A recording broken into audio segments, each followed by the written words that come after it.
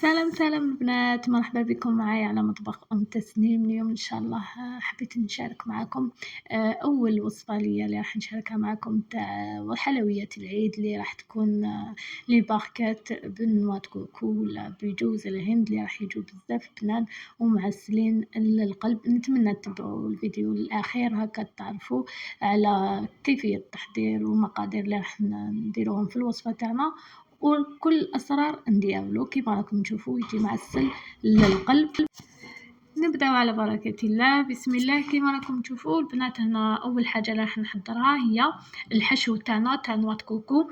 لازم يروبوزي. كيما شتوني درت كاس تاع نوات كوكو ونص كاس تاع سكر وكاس غرباع تاع زبدة دايبة، وزدت تاني حوالي مغرفة كبيرة تاع أكل مبشور ليمون وسكر فاني.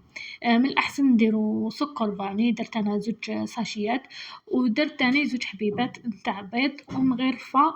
راح نضيف مغرفة صغيرة نتاع خميرة الحلوى، كيما شفتوا مغرفة صغيرة ماشي معمرة مليح تاع خميرة الحلوى. راح نخلوها هكايا كيما شفتوا، نخلطوه مليح ونخلوه تكوتي، نخلوه حوالي ربع ساعة قسما نوجدو لاباط تاعنا اللي راهي راح ندير فيها 2 مغارف كبار نتاع زبدة وحبة بيض.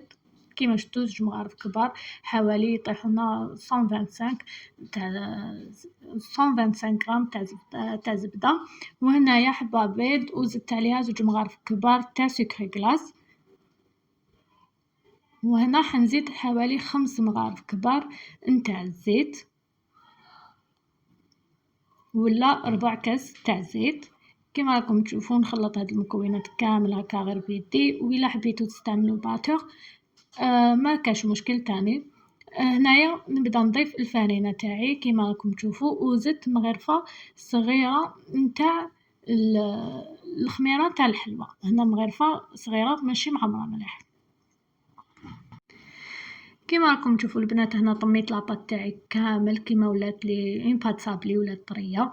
هنا راح نشكلها في ليمول تاوعي اللي راهم قدامكم. هنا جبت ليمول كاري، حبيت نديرهم في هاد ليمول. نبدا نشكل فيهم. هنا راح نديرهم في ليمون ونحي العجينه الزايده. هنا ما نديروش العجينه ترونسبارون في المول، وما ديروهاش بزاف خشينه، عينكم ميزانكم، يعني ماشي رقيقه وماشي خشينه. هنا كيما شفتوا درت ليمول تاوعي كامل فاصونيتهم بهذيك العجينه كامل كيما شفتوا. وهنا الخليط تاعي راهو تقال، يعني خليته ريح. نبدا ندير في ليمول تاوعي. هنا ندير حوالي مغرفه صغيره تاع معجون المشماش. معجون المشماش راح يعطي لهم بنه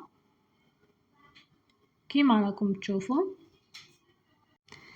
هنا راني رايحه ندير لهم قلت لكم معجون المشماش قيس مغرفه صغيره ماشي معمره. راح ندير لهم كامل هكذا كيما او يبان قدامكم.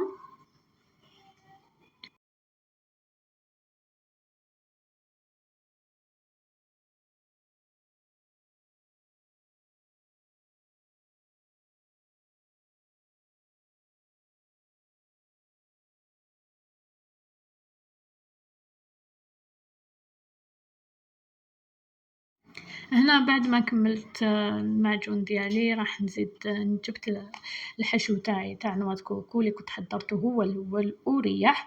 راح ندير تاني مغرفه صغيره ماشي معمره. هنا كيما راكم تشوفوا تاني انا ما نحبهمش معمرين بزاف، وكون تعمروهم بزاف راح يفيضوا لكم في الطرف، وتاني الشكل ما راحش يجي مليح. هنا كيما راكم تشوفوا راح ندخلهم للفوق. كي نشوف الاطراف تاوعي حمارو، يعني العجينه تاعي بدات تحمر ولا بدات لون ذهبي شباب، راح نشعلهم من الفوق ونخليهم نخليهم يعني يتحمروا لي من الفوق. هنا بعد ما طابت الحلوى تاعي جبت ناباج ولا لاجولي وبديت ندهن فيها هكاك من الفوق. هنا بانسو سبيسيال ديالي مخلياتو للحلويات، نحب ندير بهذا البانسو. ومن بعد راح ندير نغطي الوجه هذا كامل بالجوز الهند ولا بنوات كوكو، وراح نزينو بحبة تاع كارز ولا لي سيريز، هذه لي سيريز كونفي كيما راكم تشوفوا. ونزيد لها شويه رشه تاع بيستاش مزيف برك باش تعطينا منظر جميل. هاكا يجينا منظر شباب. هذه هي راح نكمل الحلوى تاعي كامل نفس الشيء، راح نزينها بهذه الطريقة ونوريها لكم قدامكم يعني مزينة وحاضرة. هذه هي البنات. هذه هي الوصفة تاعي تاعنا اليوم اللي كانت أول وصفة ليا ليكم لحلويات العيد 2024. إن شاء الله الوصفة هذه تكون نالت الإعجاب تاعكم، وإن شاء الله تجربوها وتعجبكم. يعني توالم يومة العيد هكذا للضياف مع العصائر راح تجي بزاف بنينة، على بالي راح تعجبكم. هذه هي البنات. نتمنى تخلوا لي جام اللي عجبها الفيديو تخلي لي جام، وما تنسونيش تخلوا لي التعليقات تاعكم الشابة وهذاك الجام ديالكم، يعني على بالكم بلي نفرح به. ما بقى لي غير نقول لكم تهلاو في رواحكم والسلام.